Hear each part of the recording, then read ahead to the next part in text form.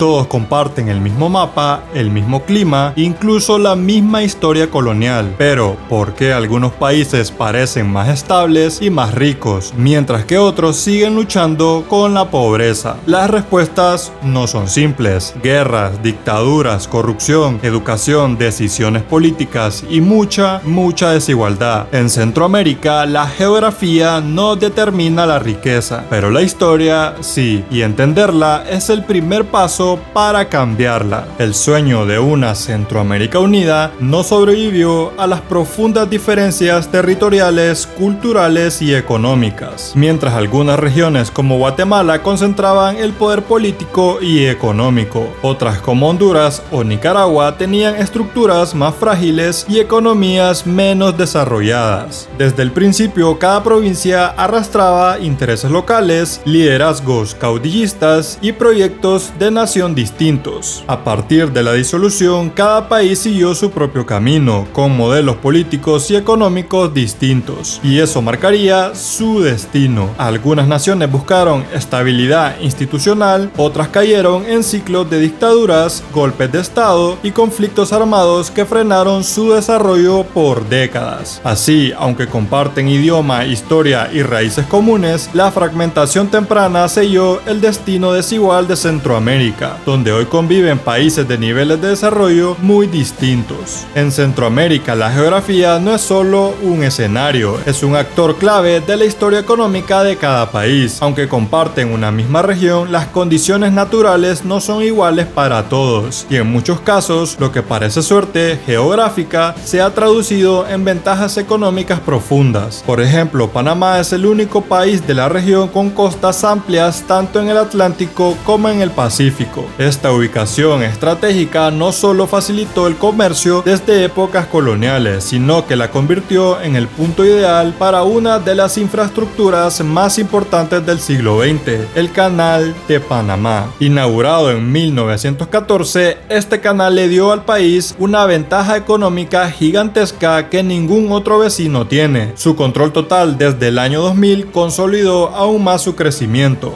Por otro lado, países como El Salvador carecen de estas posiciones privilegiadas. Solo tienen salida al Pacífico y su territorio es el más pequeño de la región, y aún así su suelo volcánico ha sido históricamente fértil, lo que le permitió un auge agrícola en los siglos pasados, aunque también con fuerte concentración de tierras en pocas manos. En contraste, Honduras y Nicaragua, con grandes extensiones, poseen tierras menos productivas en muchas zonas y alta vulnerabilidad a desastres naturales. Guatemala, en cambio, combina altiplanos agrícolas con acceso a minerales, pero su geografía montañosa también dificulta la conectividad interna. El turismo también depende de estos factores. Costa Rica, con su diversidad de microclimas, playas y estabilidad política, supo explotar su geografía como un activo económico. Nicaragua, con recursos turísticos similares, no ha logrado lo mismo debido a inestabilidad interna. Las riquezas naturales o la buena ubicación no bastan si las decisiones políticas y económicas no están a la altura. En Centroamérica, la diferencia entre un país más próspero y un empobrecido muchas veces está en las políticas que adoptaron sus gobiernos durante las últimas décadas. Durante el siglo XX, algunos países apostaron por modelos de apertura económica, creando condiciones atractivas para la inversión extranjera, desarrollando infraestructura y apostando por la estabilidad institucional.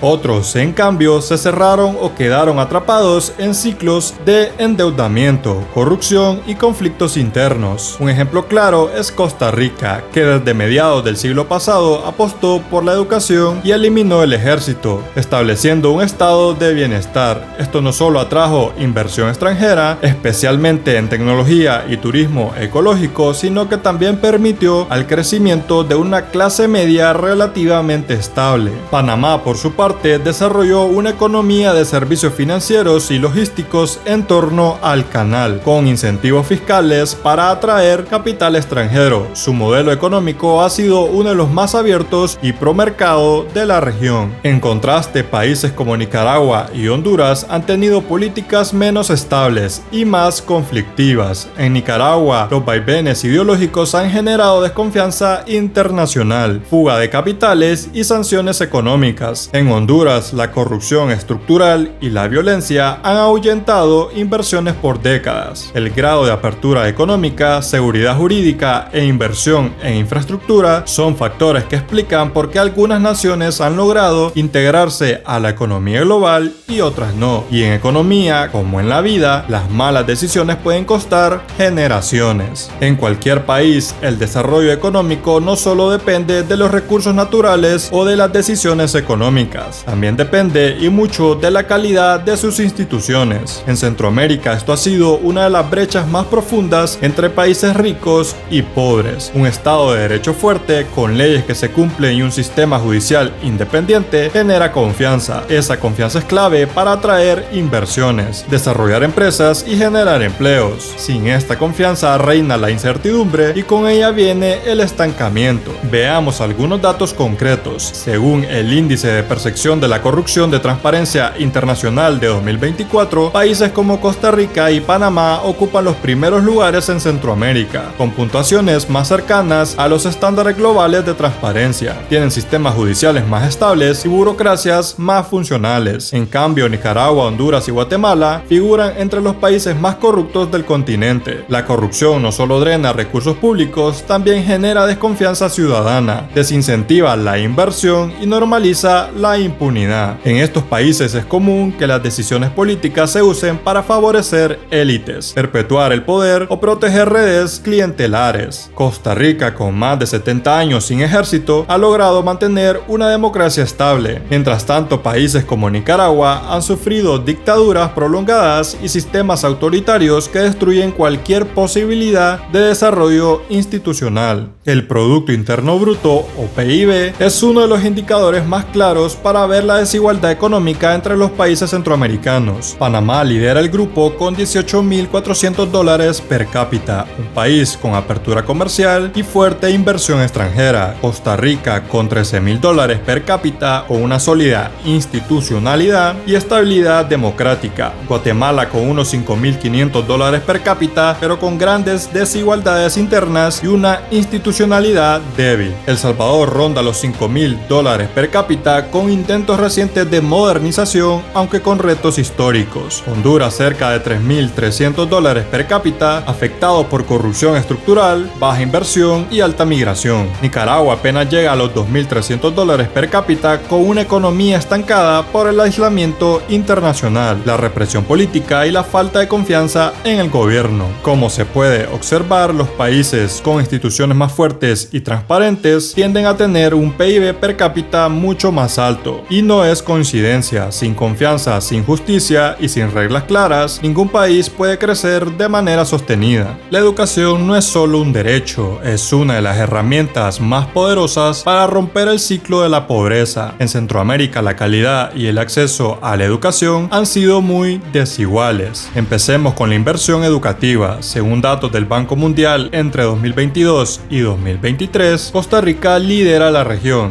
destinando alrededor del 6.5% de su PIB a educación, aunque este valor recientemente ha bajado. Panamá también destaca con un 5.5% del PIB. En cambio, países como Guatemala, El Salvador, Honduras y Nicaragua invierten entre el 2.5 y el 3.5%, muy por debajo del promedio de América Latina. Estas diferencias tienen un impacto directo. En los países con mayor inversión hay más acceso a la educación secundaria y superior, mejores condiciones para los docentes y más tecnologías en las aulas. Pero no se trata solo de gastar más, también importa cómo se invierte. En muchos países del Triángulo Norte hay problemas estructurales, deserción escolar, baja calidad, falta de infraestructura y desigualdad educativa entre zonas rurales y urbanas. De esta manera, una población menos preparada para trabajos de alta productividad condena a muchos jóvenes a empleos informales o directamente a la migración. La inseguridad ha sido durante décadas uno de los principales obstáculos para el desarrollo de varios países centroamericanos. Durante muchos años, Honduras y El Salvador han encabezado las listas de los países más violentos del mundo, con tasas de homicidios que llegaron a superar los 60 por cada 100.000 habitantes, aunque en El Salvador esta cifra ha bajado drásticamente en los últimos años, gracias a políticas de seguridad más agresivas. En contraste, Costa Rica, aunque aunque ha tenido un repunte reciente de delitos, sigue siendo percibido como uno de los países más seguros de la región. La tasa de homicidios en Costa Rica se situó en 2023 en el 17.75 por cada 100.000 habitantes. Ha subido respecto a 2022, estando en 12.91, aún muy lejos de lo que han llegado algunos de sus vecinos, pero sin duda es un problema creciente en un país históricamente seguro. Y es que la falta de oportunidades